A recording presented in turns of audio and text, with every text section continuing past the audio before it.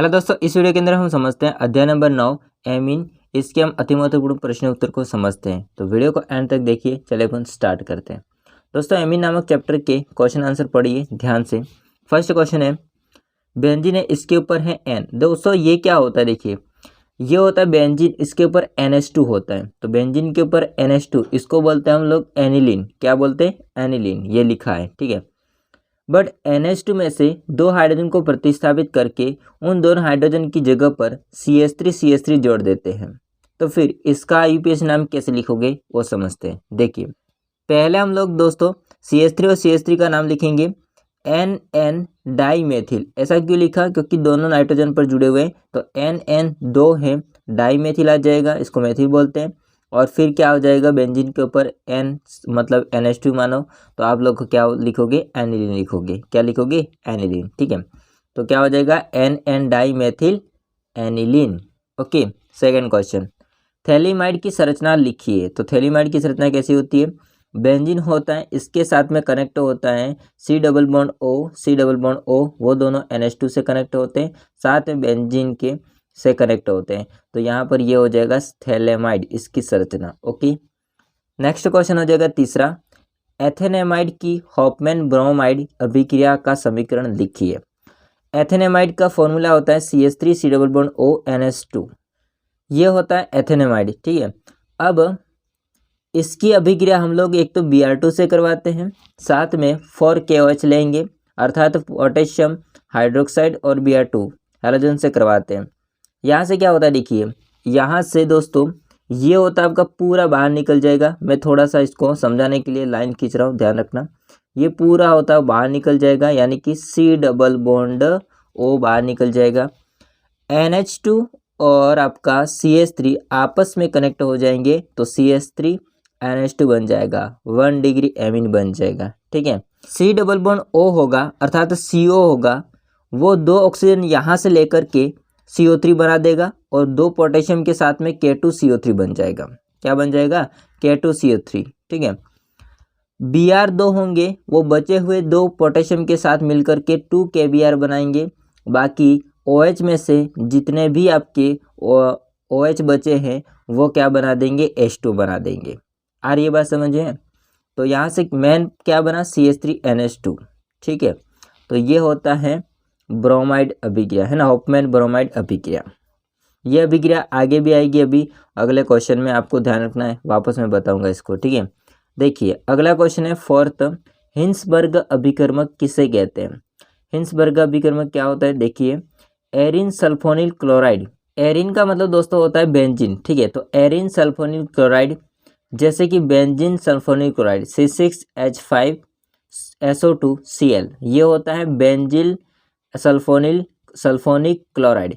अब इसको एरिन बोलो तो सिंपल आ जाएगा, एरिन सल्फोनिक क्लोराइड। ओके, इसको हम बोलते हैं हिंस अभिकर्मक, ठीक है। थोड़ा सा ध्यान रखना है, ये इंपॉर्टेंट है।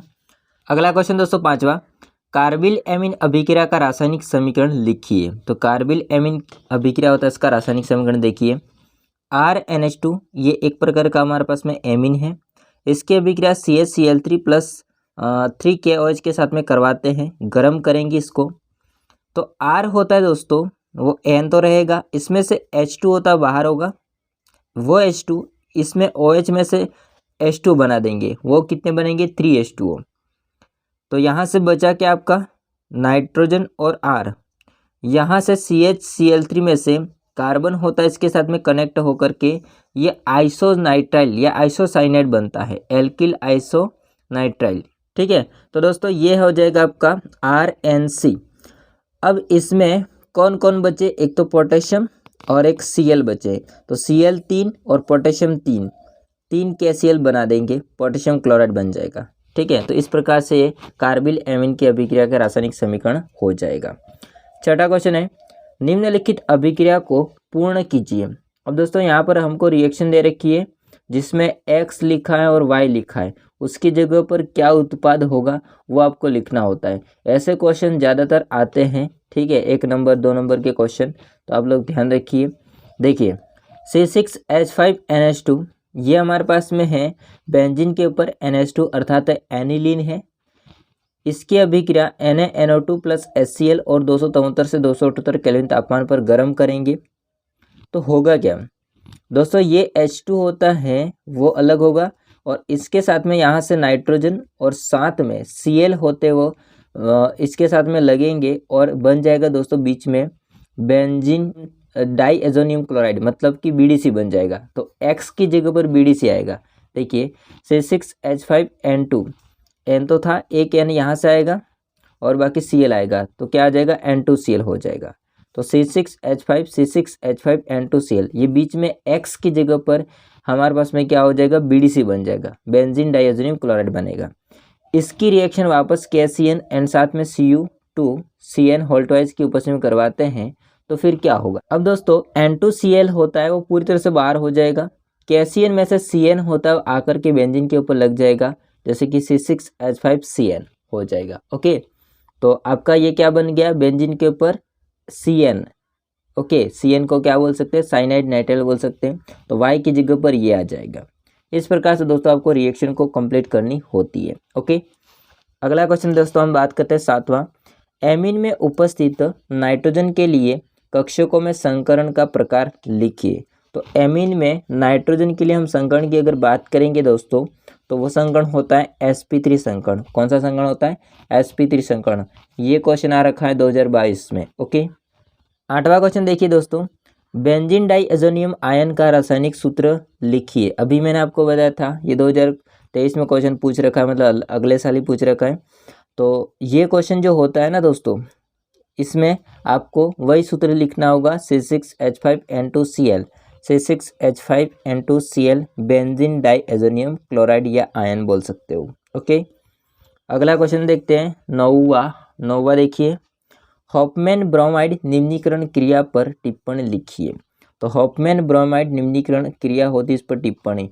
अभी मैंने आपको बताया था दोस्तों ये क्वेश्चन होता है, अभी आपको तीसरा क्वेश्चन, ठीक है, ये तीसरी वाली क्वेश्चन होता है ना, रिएक्शन आपको मैंने बताई थी, एथेमाइड की हॉफमैन ब्रोमाइड की अभिक्रिया समीकरण लिखिए, वही आपको यहाँ पर वापस लिखनी है। ठीक है, और ये क्वेश्चन पूछ रखा है 2023 में।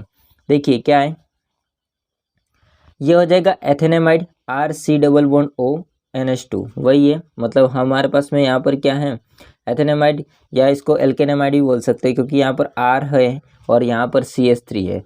तो R की जगह मतलब कार्बन की श्रृंखला ही आती है, तो RC≡O NH2 एल्केनेमाइड हो जाएगा। और साथ में इसकी रिएक्शन हम Br2 + 4KOH से करवाते हैं। यहाँ से CO बाहर निकल जाएगा, RNH2 आपस में जुड़ जाएगा, एमीन बनाएगा। Br2 होता है वो पोटेशियम के साथ में क्या बन जाएगा, 2KBr बन जाएगा। यहाँ से CO होता है, यहाँ से ऑक्सीजन को लेकर के पोटेशियम के साथ में K2CO3 बन जाएगा और बचे हुए आपके OH होते हुए H2 बना देंगे। इस प्रकार से रिएक्शन होती है हॉफमैन ब्रोमाइड की निम्नीकरण की क्रिया। ठीक है, अब इसके बारे में थोड़ा बहुत लिखना है क्योंकि टिप्पणी पूछा है तो इसके बारे में लिखते हैं। देखिए, यदि आप स्क्रीनशॉट लेना चाहते हैं दोस्तों इतना ले सकते हो। हाँ जी दोस्तों, उसके कारण जो टिप्पणी है उसमें 2 लाइनें लिखी गई है। देखिए, यह अवरोहण की क्रिया है।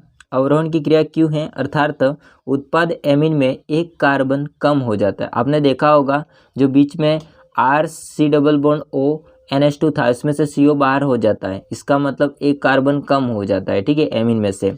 सेकंड हो जाएगा, इसमें पुनर्विन्यास होता है जिसमें एसिल नाइट्रिन मूलक बनता है। तो इसमें आपने देखा पुनर्विन्यास के माध्यम से एसिल नाइट्रिन बनता है। ठीक है, अगला क्वेश्चन दोस्तों हम बात करते हैं 10वां, कौन से एमीन जल में अविलय होते हैं। तो जो 3 डिग्री होते हैं, तृतीयक जो एमीन होते हैं वो जल में क्या होते हैं, अविलय होते हैं, घुलते नहीं हैं। अगला क्वेश्चन 11वां, सल्फेनिलिक अम्ल का सूत्र तथा IUPAC नाम लिखिए। तो सल्फेनिलिक का सूत्र क्या होगा, देखिए बेंजीन होता है, इसमें एक साइड में मतलब पैरासाइट में NH2 होता है तो दूसरे भी पैरासाइट ही होगा। इसमें आपका हो जाएगा SO3H, ऑपोजिट लगे होते हैं NH2 और SO3H।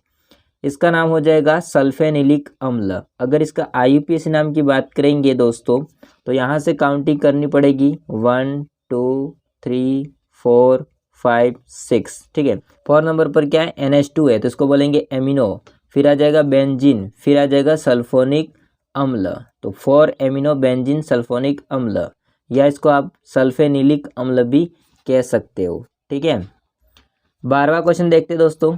12वां क्वेश्चन क्या है, साइक्लोहेक्सेनेमिन, इसमें देखिए साइक्लोहेक्सेनेमिन का फॉर्मूला क्या है। साइक्लो का मतलब होता है रिंग और हेक्सेन मतलब 6 कार्बन। रिंग के अंदर 6 कार्बन होते हैं, 1 2 3 4 5 6, ठीक है। हेक्सेनेमिन, एमिन मतलब NH2, इसके ऊपर 2 इलेक्ट्रॉन है नाइट्रोजन के ऊपर। बट दोस्तों ध्यान रखिए इस रिंग के अंदर डबल बॉन्ड कोई नहीं है, मतलब सभी सिंगल बॉन्ड है। और दूसरा है बेंजेनेमिन, इसमें क्या है, वैसा कि वैसा ही फॉर्मूला है, बस इसमें बेंजीन है। बेंजीन क्यों, क्योंकि रिंग होते इसमें 3 आपको अल्टरनेट क्या देखने को मिलते हैं, डबल बॉन्ड देखने को मिलते हैं, ठीक है। अब ये पूछ रहा है कि साइक्लोहेक्सेनेमिन बेंजेनेमिन की तुलना में अधिक क्षारीय होती है, ऐसा क्यों। तो ये जो होता है वो अधिक क्षारीय होता है और जो बेंजेनेमिन होता है वो कम क्षारीय होता है, ऐसा क्यों, ये पूछ रहा है। देखिए साइक्लोहेक्सेनेमिन में नाइट्रोजन पर उपस्थित या एकाकी जो इलेक्ट्रॉन उपस्थित होते हैं वो आसानी से दोस्तों उपलब्ध हो जाते हैं। इसका कहने का मतलब सिंपल सा है कि जो आपका साइक्लोहेक्सेनेमिन होता है इसमें NH2 के ऊपर मतलब नाइट्रोजन के ऊपर जो एकाकी इलेक्ट्रॉन युग्म है, आपको थोड़ा सा नहीं दिखाई दे रहा बट समझने की कोशिश करना, जो NH2 में नाइट्रोजन के ऊपर जो एकाकी इलेक्ट्रॉन युग्म है वो आसानी से हमको मिल सकते, उपलब्ध हो सकते, मतलब वो आसानी से बाहर निकाल सकता है। अब जो इलेक्ट्रॉन आसानी से बाहर निकाल सकते हैं वो शारीरिक गुण दर्शाता है, आपको पता ही है, ठीक है।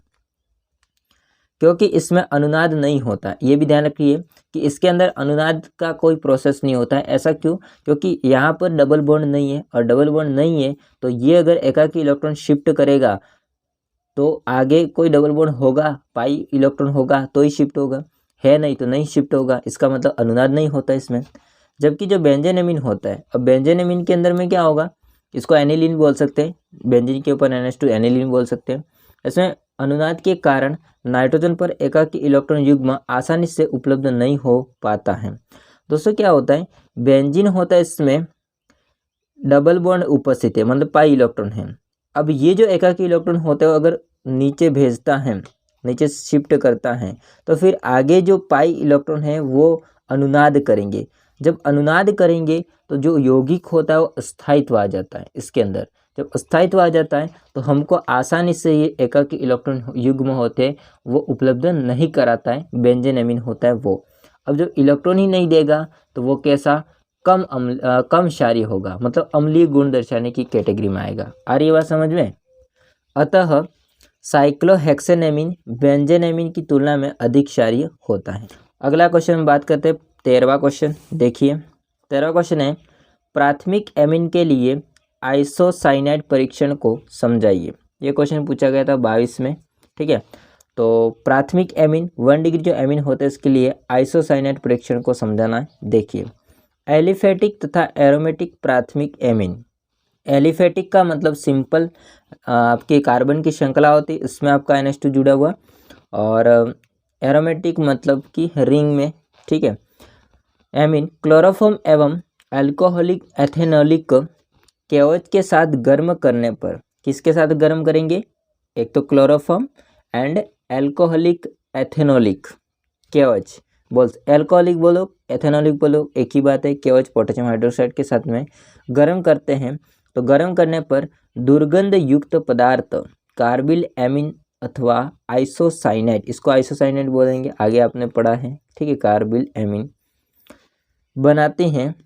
इसे आइसोसाइनाइड परीक्षण कहते हैं। इसी को हम लोग क्या बोलते हैं, आइसोसाइनाइड परीक्षण कहते हैं, ठीक है। जैसे R लिखो NC लिखो, ये हो जाएगा आइसोसाइनाइड, ठीक है। आगे पढ़िए, द्वितीयक मतलब 2 डिग्री एवं 3 डिग्री तृतीयक एमिन यह परीक्षण नहीं देते, अतः यह अभिक्रिया प्राथमिक एमिन के परीक्षण में प्रयुक्त की जाती है। देखो प्राथमिक एमिन क्या होता है, तो आपका जो NH2 समूह केवल एक कार्बन पर जुड़ा होता है, मतलब R का मतलब कार्बन, ठीक है। तो RNH2 ये 1 डिग्री एमिन है, प्राथमिक एमिन है। इसकी अभिक्रिया हम लोग एक तो क्लोरोफॉर्म CH क्लोरोफॉर्म तथा अल्कोहलिक या एथेनॉलिक केओच लेंगे पोटेशियम हाइड्रोक्साइड, इसके साथ में गरम करेंगे, डेल्टाइट करेंगे तो क्या बन जाएगा RNC, अभी मैंने लिखा था वही है, ठीक है, RNC ये वाला। तो ये क्या है, एल्किल कार्बिल एमिन, या इसको सिंपल बोल दो कार्बिल एमिन या आइसोसाइनाइड बोल दो। साथ में क्या होगा, जो बचेंगे वो KCl बनाएंगे और H2 बनाएंगे। मेन हमारा उत्पाद ये है RNC। तो 1 डिग्री होता है ना, वो इनके साथ रिएक्शन करके क्या बनाता है, कार्बिल एमीन या आइसोसाइनेट बनाता है। तो इस प्रकार से जो बना हुआ आइसोसाइनेट होता है, इसी को हम बोलते हैं आइसोसाइनेट परीक्षण। बट जो 2 डिग्री और 3 डिग्री होते हैं ना, वो नहीं देते हैं आइसोसाइनेट परीक्षण। ठीक है, तो दोस्तों ये थे क्वेश्चन आंसर। आई होप को सारे समझ में आए होंगे। और एक बात जरूरी दोस्तों, इस चैप्टर का नाम है एमीन। तो एमीन के विरचन की विधियाँ यानी कि बनाने की विधियाँ और रासायनिक अभिक्रिया, उसमें से क्वेश्चन आएगा, परफेक्ट आएगा। तो आप लोग इस चैप्टर का जो प्लेलिस्ट का लिंक है वो डिस्क्रिप्शन में दे रहा हूँ, तो वहाँ पर आप क्लिक करो और इसके विरचन की विधियाँ और रासायनिक अभिक्रिया होते हैं उसको पढ़ लेना। तो आपको अगर क्वेश्चन आता है तो आप लोग आसानी से इसको कर सकते हो। बाकी ये वीडियो कैसा लगा वो कमेंट करके बताइएगा दोस्तों। वीडियो अच्छा लगा हो तो लाइक करना, चैनल को सब्सक्राइब नहीं किया तो कर देना। मिलते नेक्स्ट वीडियो में, तब तक जय हिंद, वंदे मातरम।